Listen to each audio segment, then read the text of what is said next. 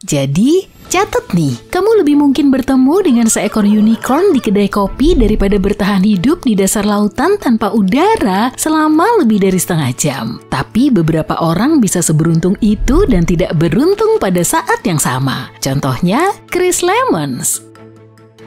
Chris Lemons adalah penyelam saturasi komersial yang kehidupannya berubah pada bulan September 2012. Hari itu adalah hari kerja yang normal baginya dan rekan-rekannya, Duncan dan David. Mereka duduk di ruang khusus di kapal di atas lokasi penyelaman, kemudian mereka memasuki lonceng selam berdesakan seperti ikan sarden dalam kaleng. Ini seperti ruang lain yang menggantung di kapal yang mereka gunakan untuk mencapai lokasi penyelaman. Ruang ini seperti mesin cakar yang digunakan untuk menangkap mainan, tetapi alih-alih cakar, mesin ini memiliki ruang kecil di ujungnya. Mereka tiba di lokasi penyelaman, Chris serta Dave bersiap untuk menyelam, dan Ken tetap berada di lonceng untuk memantau peralatan, serta bagian yang paling penting, tali pusar. Tali ini memasok oksigen, panas, dan daya untuk menjaga lampu tetap bersinar, karena pada kedalaman seperti itu sangat gelap. Jadi penting bagi seseorang untuk memantau situasi karena nyawa penyelam bergantung padanya. Untuk lebih memahami prosesnya, kamu harus tahu lebih banyak tentang penyelaman saturasi komersial.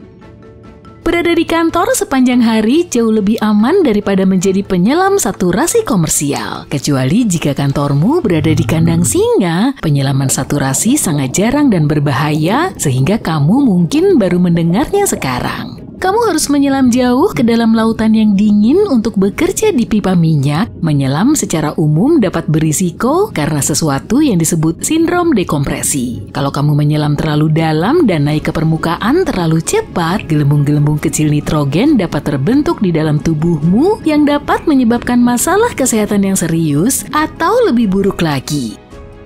Hal ini tidak menjadi masalah bagi penyelam biasa karena mereka tidak menyelam sedalam penyelam saturasi. Penyelam saturasi menyelam dari kedalaman 200 meter hingga 305 meter di bawah air. Itu hampir sama dengan ketinggian Empire State Building. Naik ke permukaan dari kedalaman yang luar biasa itu bisa memakan waktu selama 2 minggu. Bahkan waktu yang dibutuhkan untuk pergi ke bulan dan kembali lagi lebih singkat. Hampir tidak mungkin untuk tetap berada di dalam air selama 2 minggu, jadi penyelam memiliki trik unik yang membuat mereka tetap hidup. Sebuah ruangan yang dirancang dengan cerdik agar memiliki tekanan yang sama dengan dasar lautan, mereka menghabiskan waktu berbulan-bulan di ruang ini. Ruang ini terisolasi, ini seperti berada di penjara, tapi jauh lebih buruk, kamu tidak bisa keluar apapun yang terjadi. Dunia bisa saja terbakar, tapi kamu harus tetap berada di dalam atau mati.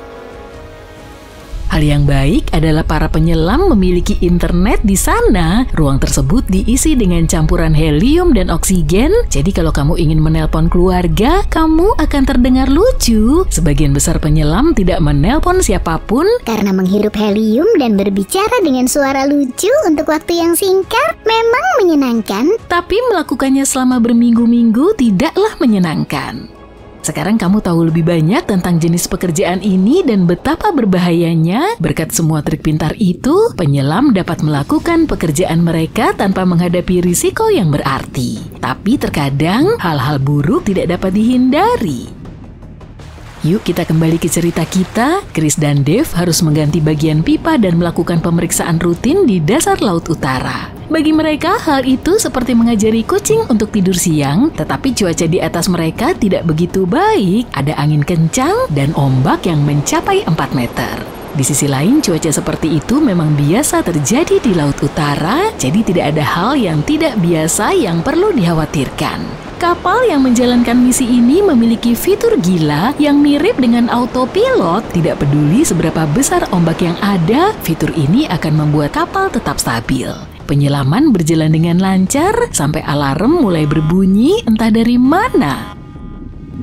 Dave dan Chris segera memanjat. David berhasil mencapai lonceng dengan selamat, tapi tali Chris tersangkut di tepi manifold dan apapun yang dia lakukan, dia tidak bisa melepaskannya. Chris berpikir bahwa hal ini seharusnya tidak terjadi karena banyak tali yang kendur. Dia bisa mendengar kabelnya mengencang, kemudian menyadari bahwa kapal sudah mulai bergerak. Pada dasarnya dia telah menjadi jangkar, dan seperti yang kita semua tahu, manusia tidak dirancang untuk menjadi jangkar. Tali jangkarnya putus dan dia jatuh ke dasar laut. Ini adalah situasi terburuk yang bisa terjadi padanya. Dia telah kehilangan segalanya: oksigen, komunikasi, dan panas. Artinya dia akan membeku atau mati lemas.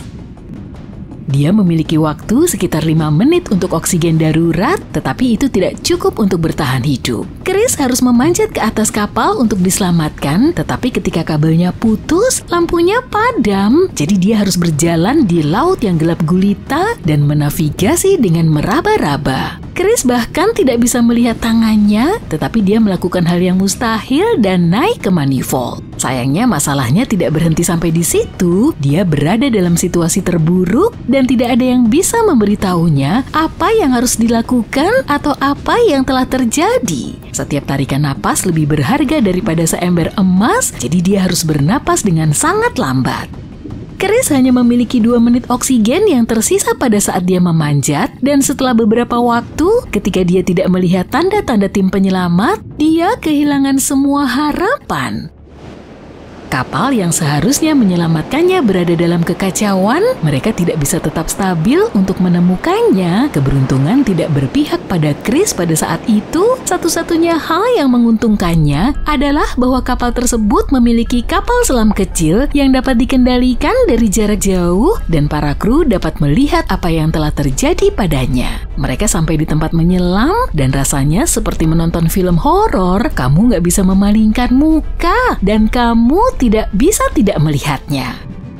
Mereka semua berharap untuk melihat penyelam itu dalam kondisi terburuk. Secara ajaib dia masih bergerak, tetapi tidak lama ratusan orang terpaku pada layar kaca menyaksikan rekan mereka menderita. Mereka tidak berada jauh dari lokasi kejadian, tetapi mereka tidak bisa melakukan apapun untuk menyelamatkan teman mereka. Setelah kapal menjadi stabil, mereka pergi ke tempat Chris berada. Pada saat itu, mereka telah kehilangan semua harapan dan turun untuk mengambil jenazahnya. David ditugaskan untuk mendapatkan Chris. Dia merasa gelisah tapi mempersiapkan mental untuk menghadapi tantangan yang ada di depan.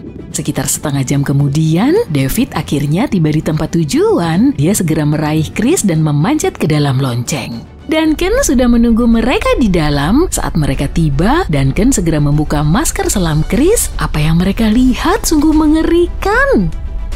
Wajah Chris tidak seperti biasanya dan dia tampak dingin. Dia tampak seperti sudah meninggal dunia. Duncan mencoba memberikan pertolongan pertama dan tiba-tiba Chris melompat bangun, lincah dan duduk di kursinya.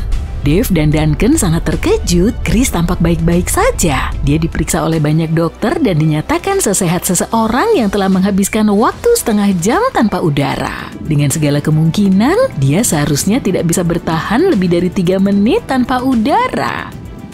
Tidak ada ilmuwan yang tahu bagaimana Chris bisa selamat sampai sekarang. Mungkin saja karena dia terpapar oksigen tingkat tinggi di dalam ruangan dan dia juga memiliki tingkat oksigen yang lebih tinggi dari biasanya di dalam paru-parunya.